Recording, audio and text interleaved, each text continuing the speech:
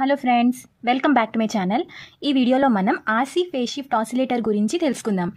మనం ప్రీవియస్ వీడియోస్లో Hartley oscillator and Colpitts oscillator గురించి తెలుసుకుందాం కదండి. సో ఇప్పుడు ఈ వీడియోలో ఆర్సీ ఫేజ్ షిఫ్ట్ ఆసిలేటర్ గురించి నేర్చుకుందాం. So Hartley and Colpitts oscillators అనేవి ఎల్సీ టైప్ ఆసిలేటర్స్. సో వీటి సర్క్యూట్లో ఏముంటుంది, main component tune circuit or tank circuit అనేది ఉంటుంది. అది దేంతో మెడపై ఉంటుంది, ఇండక్టెన్స్ అండ్ కెపాసిటెన్స్ ఎలిమెంట్స్తో మెడపై ఉంటుంది. గుర్తుంది కదండి. సో ట్యూన్ సర్క్యూట్ ఆసిలేటర్స్ అనేవి హై ఫ్రీక్వెన్సీ ఆసిలేషన్స్ని జనరేట్ చేయడానికి యూజ్ అవుతాయి అనమాట. బట్ ఫర్ లో ఫ్రీక్వెన్సీస్ అంటే ఆడియో ఫ్రీక్వెన్సీస్ అనమాట, లో ఫ్రీక్వెన్సీస్కి ట్యూన్ సర్క్యూట్ ఆసిలేటర్స్ అనేవి నాట్ సూటబుల్. ఓకేనా. ఎల్సీ ఆసిలేటర్స్లో ఉండే టూ జనరల్ డ్రాబ్యాక్స్ ఏంటంటే, firstly they suffer from frequency instability. Okay, frequency instability and poor wave form అనమాట. సెకండ్ వన్ ఏంటంటే, they cannot be used for very low frequencies because they become too much bulky and expensive. ఓకేనా. ఈ two general drawbacks ఎందులో ఉన్నాయి, LC ఆసిలేటర్స్లో ఉన్నాయన్నమాట. So ఈ డ్రాబ్యాక్స్ని overcome చేస్తూ ఆర్సీ ఫేజ్ షిఫ్ట్ ఆసిలేటర్ని డిజైన్ చేశారు. ఓకే, ఈ సర్క్యూట్లో మెయిన్గా రెసిస్టివ్ అండ్ కెపాసిటివ్ ఎలిమెంట్స్ అనేవి ఉంటాయి. Okay, to produce a consistent oscillating output signal. Okay, so వీటికి ఎక్సలెంట్ ఫ్రీక్వెన్సీ స్టెబిలిటీ ఉంటుంది. ఓకే, మరియు ఈ ఆర్సీ ఆసిలేటర్స్ అనేవి లో ఫ్రీక్వెన్సీని జనరేట్ చేయడానికి most suitable. Okay, so LC ఆసిలేటర్స్లో డ్రాబ్యాక్స్ ఏంటండి, they suffer from frequency instability and poor wave form అనమాట. నెక్స్ట్ వన్, ఇవి లో ఫ్రీక్వెన్సీస్కి యూజ్ చేయడానికి ఉపయోగపడదు. నెక్స్ట్ ఇవి సైజ్లో బల్కీ అండ్ ఎక్స్పెన్సివ్ కూడా. సో ఈ డ్రాబ్యాక్స్ని ఓవర్కమ్ చేస్తూ ఆర్సీ ఫేజ్ షిఫ్ట్ ఆసిలేటర్ని డిజైన్ చేశారు. సో ఇందులో ఏంటంటే ఫ్రీక్వెన్సీ స్టెబిలిటీ అనేది ఎక్సలెంట్గా ఉంటుంది అండ్ ఇది లో ఫ్రీక్వెన్సీ ఆసిలేషన్స్ని జనరేట్ చేస్తుంది. ఓకే, సో దీనివల్ల ఏమవుతుందంటే ట్యూన్ సర్క్యూట్ యూజ్ చేయకుండానే సైన్సోడియల్ ఆసిలేషన్స్ అనేవి ప్రొడ్యూస్ అవుతాయి అనమాట. సో ఇక్కడ మనకి ఏమర్థమైంది, ట్యూన్ సర్క్యూట్ మాత్రమే అవసరం కాదు ఆసిలేషన్స్ని జనరేట్ చేయడానికి. మనకు కావాల్సిన 360 degrees ఫేజ్ షిఫ్ట్ అరౌండ్గా closed loop and loop gain should be greater than unity. ఓకేనా, మనకు కావాల్సిన ఏంటి, 360 degrees phase shift and loop gain ఎలా ఉండాలి, గ్రేటర్ దెన్ యూనిటీ ఉండాలి. సో ఒక సర్క్యూట్ ఆసిలేటర్గా వర్క్ చేయాలి అంటే. ఓకే, ఇప్పుడు మనం బేసిక్స్ తెలుసుకున్నాం కదండి. ఇప్పుడు సర్క్యూట్ డీటెయిల్గా చూద్దాం. ఓకే, సర్క్యూట్ డీటెయిల్స్కి వస్తే ఇందులో ఏమున్నాయి, so this is the RC phase shift oscillator circuit diagram. Okay, ఇప్పుడు సర్క్యూట్ డీటెయిల్స్కి వస్తే ఇందులో ఏమున్నాయి, ఎన్పిఎన్ ట్రాన్సిస్టర్ ఉంది, రెసిస్టర్స్ ఉన్నాయి, కెపాసిటర్స్ ఉన్నాయి. ఓకే, ఇప్పుడు మనం ఒక్కొక్క కాంపోనెంట్ గురించి డీటెయిల్గా తెలుసుకుందాం. ఓకే, ఒక్కొక్క డివైస్ ఒక్కొక్క ఎలిమెంట్ గురించి డీటెయిల్గా తెలుసుకుందాం. సో ఇక్కడ ఏముందండి, మెయిన్ డివైస్ ఏంటి, ట్రాన్సిస్టర్ అనమాట. సో ఇది ఒక యాక్టివ్ డివైస్, తెలుసు కదండి, ట్రాన్సిస్టర్ అనేది యాక్టివ్ డివైస్. సో ఇది ఎలా ఉంది, ఇది ఒక ఎన్పిఎన్ ట్రాన్సిస్టర్ అనమాట. ఎన్పిఎన్ ట్రాన్సిస్టర్ ఎలా ఉంది, కామన్ ఎమిటర్ కాన్ఫిగరేషన్లో ఉంది. సో ఈ సిఈ కాన్ఫిగరేషన్ అనేది సిగ్నల్ని బాగా యాంప్లిఫై చేయడానికి యూజ్ అవుతుంది అనమాట. ఓకే, సిఈ కాన్ఫిగరేషన్ అనేది సిగ్నల్ని బాగా యాంప్లిఫై చేయడానికి యూజ్ అవుతుంది. ఓకే, నెక్స్ట్ ఇక్కడ ఏముందండి, collector resistor. So collector resistor ఏం చేస్తుందంటే, limits the collector current of the transistor. So transistor యొక్క కలెక్టర్ కరెంట్ని లిమిట్ చేస్తుంది. నెక్స్ట్ రెసిస్టర్ ఆర్ఈ అనేది ఎమిటర్ రెసిస్టర్ అనమాట. ఇది స్టెబిలిటీని ఇంప్రూవ్ చేస్తుంది అనమాట, సిగ్నల్ యొక్క స్టెబిలిటీని ఇంప్రూవ్ చేస్తుంది. నెక్స్ట్ ఆర్ఈకి అక్రాస్గా ఏముంది, కెపాసిటర్ సిఈ.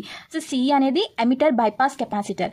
ఓకే, ఇది యాంప్లిఫైడ్ ఏసీ సిగ్నల్కి లో రియాక్టెన్స్ పాత్ని ప్రొవైడ్ చేస్తుంది. ఓకే, సపోజ్ ఇక్కడ సిఈ లేకపోయింది అనుకోండి, ఏమవుతుందంటే యాంప్లిఫైడ్ ఏసీ సిగ్నల్ అనేది ఆర్ఈ ద్వారా ఫ్లో అయిపోతుంది. సో అలా ఫ్లో అవ్వడం వల్ల ఏమవుతుందంటే, సో ఆర్ఈకి అక్రాస్గా వోల్టేజ్ డ్రాప్ అనేది జరుగుతుంది. దీనివల్ల అవుట్పుట్ వోల్టేజ్ అనేది రెడ్యూస్ అయిపోతుంది అనమాట. సో అందుకే సిఈ అనేది మస్ట్ అండ్ షుడ్గా యూజ్ చేయాలి ఇక్కడ. Okay, this one is the CC coupling capacitor. ఇది ఏం చేస్తుందంటే డీసీ సిగ్నల్ని బ్లాక్ చేసి ఏసీని మాత్రమే ఎలో చేస్తుంది. దీనివల్ల మనకి అవుట్పుట్లో ప్రాపర్ ఆసిలేషన్స్ అనేవి జనరేట్ అవుతాయి. సో ఓన్లీ ఏసీ సిగ్నల్ని మాత్రమే అవుట్పుట్కి ఇస్తుంది అనమాట. ఓకే, మనకు కావాల్సింది ఆసిలేషన్స్ ఏసీ సిగ్నలే కదండి అవుట్పుట్లో. సో ఇక్కడ చూడండి, అవుట్పుట్ ఆఫ్ ద యాంప్లిఫైర్ అనేది, సో ఇక్కడ చూస్తే కనుక అవుట్పుట్ ఆఫ్ ద యాంప్లిఫైర్ అనేది ఫీడ్బ్యాక్ నెట్వర్క్కి కనెక్ట్ చేశారు. Okay, so this is the output. దేనికి కనెక్ట్ అయిందండి, ఫీడ్బ్యాక్ నెట్వర్క్కి కనెక్ట్ అయి ఉంది. So output of the amplifier is connected to the feedback network. So ఈ ఫీడ్బ్యాక్ నెట్వర్క్లో ఏమున్నాయి, 3 ఐడెంటికల్ ఆర్సీ సెక్షన్స్ అనేవి ఉన్నాయి. ఓకే, 3 ఐడెంటికల్ ఆర్సీ సెక్షన్స్ అనేవి ఉన్నాయి. సో ఈ ఫీడ్బ్యాక్ నెట్వర్క్ లాస్ట్ సెక్షన్లో ఉన్న రెసిస్టర్ ఆర్ఈ ఎలా ఉంది, ట్రాన్సిస్టర్కి దగ్గరగా ఉంది. ఓకే, ట్రాన్సిస్టర్కి దగ్గరగా ఉంది, which is connected to base of the transistor. So ఇది ఎలా అయింది, ఇది వోల్టేజ్ డివైడర్ నెట్వర్క్ లాగా ఫామ్ అయింది. ఓకే, ట్రాన్సిస్టర్కి నియర్గా ఉండడం వల్ల ఈ R3 R4 అనేవి ట్రాన్సిస్టర్కి వోల్టేజ్ డివైడర్ నెట్వర్క్లో ఫామ్ అయ్యాయి. సో R3 అనేది biasing and R3 R4 R ఈ 3 కలిపి బయాసింగ్ అండ్ స్టెబిలైజేషన్కి యూజ్ అవుతాయి అనమాట. సో ట్రాన్సిస్టర్ అనేది ప్రాపర్ రీజియన్లో ఆపరేట్ అవడానికి యూజ్ అవుతాయి. ఓకే, ఈ R1 R2 R3 C1 C2 C3 ఇదేంటండి, ఇది మొత్తం ఫీడ్బ్యాక్ నెట్వర్క్ అనమాట, phase shift network. Okay,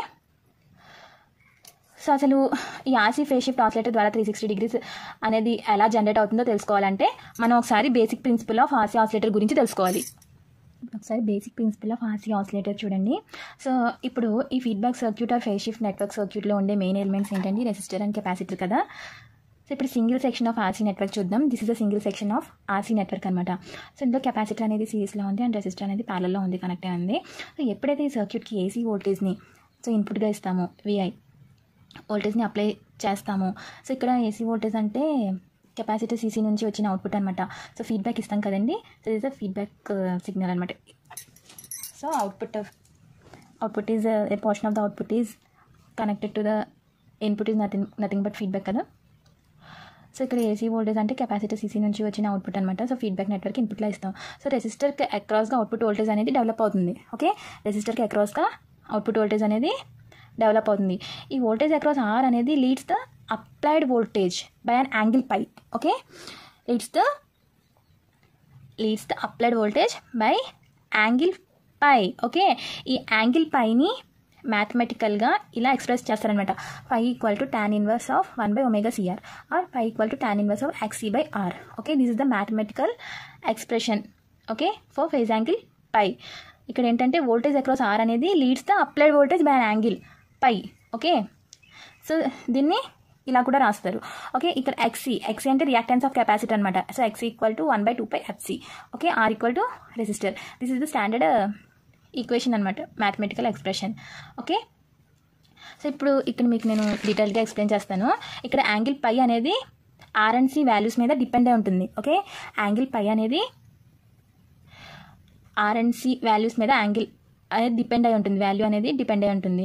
suppose are value vary అయింది అనుకోండి, పై వాల్యూ కూడా చేంజ్ అవుతుంది. ఓకే, ఆర్ వాల్యూ చేంజ్ అయితే పై వాల్యూ కూడా చేంజ్ అవుతుంది అనమాట.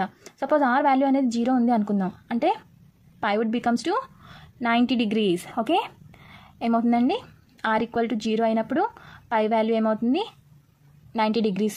ఇక్కడ 90 degrees ఫేజ్ షిఫ్ట్ అనేది వస్తుంది. కానీ ఆర్ ఈక్వల్ టు 0 అనేది ఇంప్రాక్టికల్ కదా. సో అది ప్రాక్టికల్గా వీలు కాదు. So because R equal to 0 the voltage across it కూడా 0 అయిపోతుంది. సో అందుకే ఇన్ ప్రాక్టికల్ ఆర్ వాల్యూని అడ్జస్ట్ చేశారు. ఓకే, ప్రాక్టికల్గా ఆర్ వాల్యూని అడ్జస్ట్ చేశారు such that pi becomes 60 degrees. Okay, R వాల్యూని అడ్జస్ట్ చేశారనమాట ప్రాక్టికల్గా. సో అడ్జస్ట్ చేయడం వల్ల ఏమైందంటే పై వాల్యూని 60 degrees లా వచ్చేటట్టు. ఓకే, ఇక్కడ ఏమవుతుందంటే అవుట్పుట్ వోల్టేజ్ అనేది ఇన్పుట్ వోల్టేజ్ని లీడ్ చేస్తుంది. వోల్టేజ్ V0 అనేది ఇన్పుట్ వోల్టేజ్ Vని లీడ్ చేస్తుంది by 60 degrees. Okay, output voltage leads input voltage by 60 degrees. Okay, ఇక్కడ ఫిగర్ బి చూడండి. ఫిగర్ బి చూసుకుంటే కనుక 3 sections ఉన్నాయి. Okay, 3 sections of RC networks అనేవి ఉన్నాయి. ఓకే, ఈచ్ ఆర్సీ సెక్షన్ అనేది 60 degrees ఫేజ్ షిఫ్ట్ని ప్రొడ్యూస్ చేస్తుంది. Okay, so that the total phase shift produced by the 3 RC sections. Okay, 60 + 60 120, 120 + 60 180. So the total phase shift produced by the 3 RC sections is 180 degrees. Okay, కాబట్టి output voltage V0 అనేది leads the input voltage Vin by 180 degrees. Okay, అర్థమైంది కదండి. So ఇప్పుడు మనం circuit చూసుకుంటే operation అనేది తెలుస్తుంది. Okay, ఇప్పుడు ఇక్కడ సర్క్యూట్ చూడండి, circuit diagram, RC phase shift oscillator circuit diagram. Okay, amplifier అవుట్పుట్ని మనం ఏం చేసామండి, యాంప్లిఫైర్ అవుట్పుట్ని ఫీడ్బ్యాక్ నెట్వర్క్కి కనెక్ట్ చేసాం కదా. సో యాంప్లిఫైర్ అవుట్పుట్ని this is the output of the amplifier which is connected to the feedback network. Okay, so ఈ ఇక్కడ ఫీడ్బ్యాక్ నెట్వర్క్లో ఏమున్నాయి, 3 ఐడెంటికల్ ఆర్సీ సెక్షన్స్ అనేవి ఉన్నాయి. సో ఈచ్ ఆర్సీ సెక్షన్ అనేది ఇప్పుడే చెప్పాను, ఈచ్ ఆర్సీ సెక్షన్ అనేది 60 degrees ఫేజ్ షిఫ్ట్ని ప్రొడ్యూస్ చేస్తుంది. సో ఇక్కడికి 180 degrees ఫేజ్ షిఫ్ట్ అనేది జనరేట్ అవుతుంది. Okay, 60 + 60 + 60 equal to 180 degrees phase shift అనేది ప్రొడ్యూస్ అవుతుంది.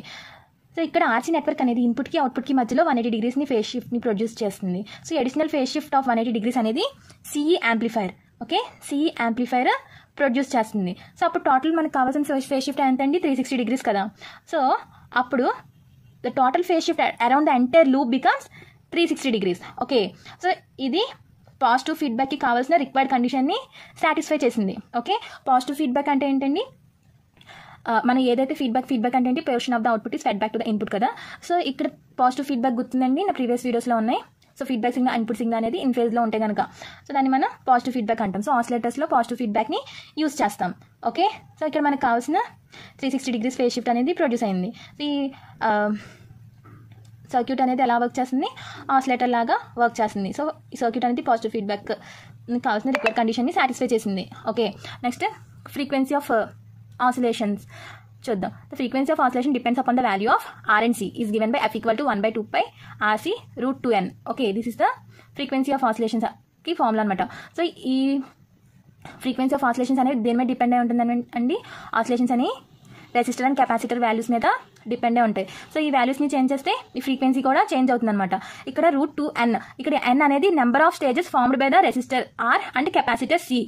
ఓకే, స్టేజెస్ అంటే ఇదండి, ఇవి స్టేజెస్ అనమాట, ఈ స్టేజ్. సో దీని మీద నెంబర్ ఆఫ్ స్టేజెస్ అనేది బట్టి ఫ్రీక్వెన్సీ అనేది కూడా డిపెండ్ అయి ఉంటుంది అనమాట. Okay, F = 1/2π RC √2n. ఇక్కడ n, సపోజ్ ఇక్కడ ఎన్ని స్టేజెస్ ఉన్నాయండి, 3 స్టేజెస్ ఉన్నాయి కదా, 2 × 3. ఓకే, అప్పుడు ఏమవుతుంది, √6 అవుతుంది అనమాట, 1/2π RC √6. సో సపోజ్ 4 ఉంటే అలా ఇక్కడ చేంజ్ అవుతాయి అనమాట నెంబర్ ఆఫ్ RC స్టేజెస్ బట్టి ఇక్కడ ఫ్రీక్వెన్సీ అనేది చేంజ్ అవుతూ ఉంటుంది. ఓకే, సో ఇదండి friends RC phase shift oscillator గురించి డీటెయిల్ ఎక్స్ప్లెనేషన్. ఈ వీడియో కనుక మీకు నచ్చినట్లయితే ప్లీజ్ నా ఛానల్ని సబ్స్క్రైబ్ చేయండి, నా వీడియోని లైక్ చేయండి. మీకు ఏమైనా డౌట్స్ ఉంటే కామెంట్ సెక్షన్లో కామెంట్ చేయండి. Okay, thank you.